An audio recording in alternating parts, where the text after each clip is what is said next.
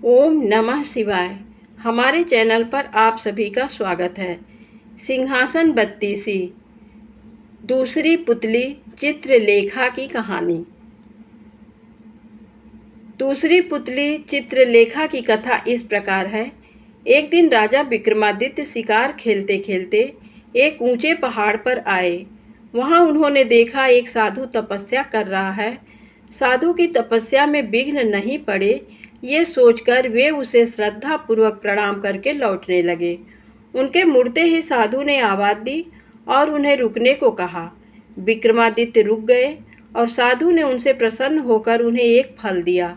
उसने कहा, जो भी इस फल को खाएगा तेजस्वी और यशस्वी पुत्र प्राप्त करेगा।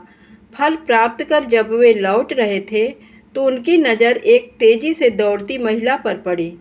दौड़ते दौड़ते एक कुएं के पास आई और छलांग लगाने को उद्यत हुई। विक्रम ने उसे थाम लिया और इस प्रकार आत्महत्या करने का कारण जानना चाहा।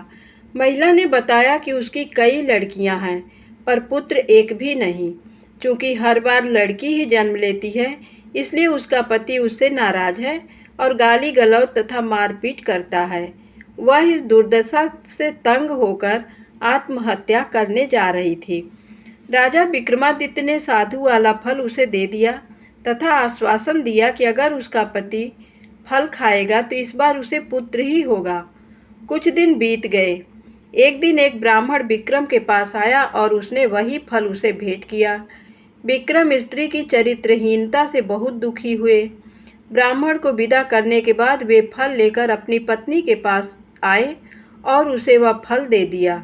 विक्रम की पत्नी भी चरित्रहीन थी और नगर के कोतवाल से प्रेम करती थी। उसने वह फल नगर कोतवाल को दिया ताकि उसके घर यशस्वी पुत्र जन्म ले। नगर कोतवाल एक वेश्या के प्रेम में पागल था और उसने वह फल उस वेश्या को दे दिया। वेश्या ने सोचा कि वेश्या का पुत्र लाख यशस्वी हो तो भी उसे सामाजिक प्रतिष्ठा नहीं प्राप्त हो सकती है। उसने काफ़ी सोचने के बाद यह निष्कर्ष निकाला कि इस फल को खाने का असली अधिकारी राजा विक्रमादित्य ही है। उसका पुत्र उसी ही की तरह योग्य और सामर्थ्यवान होगा तो प्रजा की देखरेख अच्छी तरह होगी और सभी खुश रहेंगे। यही सोचकर उसने विक्रमादित्य को वह फल भेंट कर दिया।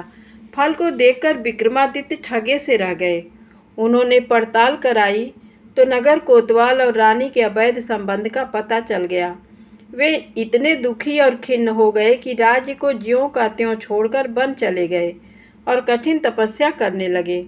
क्योंकि विक्रमादित्य देवताओं और मनुष्यों को समान रूप से प्रिय थे, देवराज इंद्र ने उनकी अनुपस्थिति में राज्य की रक्षा के लिए एक शक्तिशाली देव भेज दिया। वह देव नृप विहीन राज्य की बड़ी मुस्तैदी से रक्षा तथा पहरेदारी करने लगा। कुछ दिनों के बाद विक्रमादित्य का मन अपनी प्रजा को देखने को करने लगा। जब उन्होंने अपने राज्य में प्रवेश करने की चेष्टा की तो देव सामने आ खड़ा हुआ। उसे अपनी वास्तविक पहचान देने के लिए विक्रम ने उससे युद्ध किया और पराजित किया। पराजित देव मान गया कि उसे हराने वाले विक्रमादित्य ही हैं और उसने उन्हें बताया कि उनका एक पिछले जन्म का शत्रु यहाँ पहुँचा है और सिद्धि कर रहा है। वह उन्हें खत्म करने का हर संभव प्रयास करेगा। यदि विक्रम ने उसका वध कर दिया तो लंबे समय तक वे निर्विघ्न राज्य करेंगे। योगी के बारे में सब कुछ बताकर उस देव ने राजा से अनुमति ली और चला गया। विक्रम की चरित्रहीन पत्नी तब तक ग्लानि से विष खाकर मर चुकी थी। विक्रम ने आकर अपना राजपाट संभाल लिया और राज्य का सभी काम सुचारू पूर्वक चलने लगा। कुछ दिनों के बाद उनके दरबार में वह योगी आ पहुंचा। उसने विक्रम को एक ऐसा फल दिया जिसे काटने पर एक कीमती लाल निकला।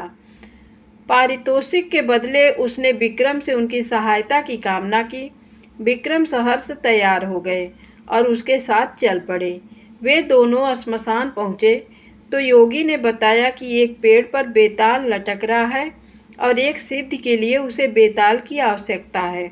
उसने विक्रम से अनुरोध किया कि वे बेताल को उतारकर उसके पास ले आएं।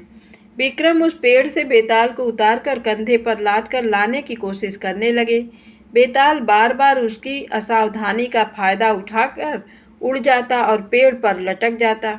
ऐसा 24 बार हुआ। हर बार बेताल रास्ते में विक्रम को एक कहानी सुनाता।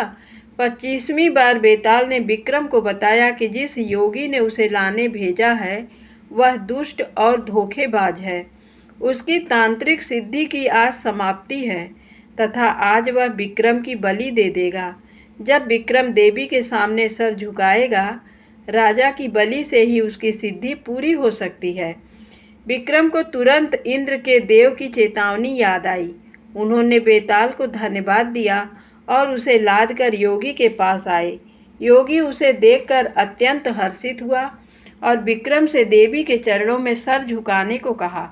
विक्रम ने योगी को सर झुकाने की विधि बतलाने को कहा। ज्यों ही योगी ने अपना सर देवी के चरणों में झुकाया कि विक्रम ने तलवार से उसकी गर्दन काट दी।